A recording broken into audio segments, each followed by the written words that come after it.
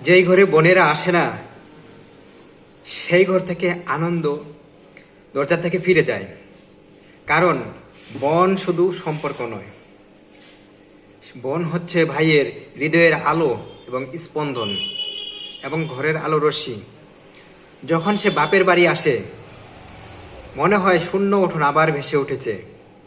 তার হাসিতে বরকত থাকে, তার কথায় শান্তি থাকে এবং তার দোয়ায় এমন শক্তি থাকে যা ঢেউয়ে তোলা ঝড়কে থামিয়ে তোলা যায়।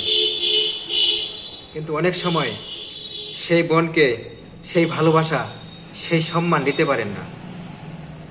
কখনো স্ত্রীর কথায়, কখনো সমাজের ভয়ে, কখনো অহংকারের হয়ে বোনকে অপমান করি, বোন কিছুই বলে না।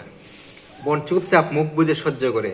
কিন্তু বোনের হৃদয় যখন ভাঙে, তখন তার নীরবতা সেই ঘরে দেয়াল ভেঙে ধাক্কা খায়।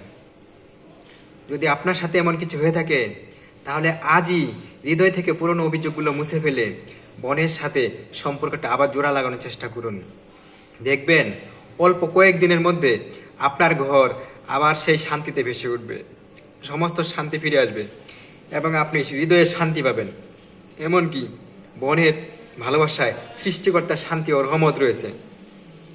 এই কথাগুলো যদি আপনার কাছে ভালো মনে হয়, তাহলে এই ভিডিওটা শেয়ার করে দিবেন, যেন আপনার সাহায্যে আরেক ভাই ও বোন তাদের পুরনো সম্পর্কে আবারও মিলিত হতে পারে, উপকৃত পারে। হ্যাঁ, এটাই আপনাদের প্রতি আমার আহ্বান।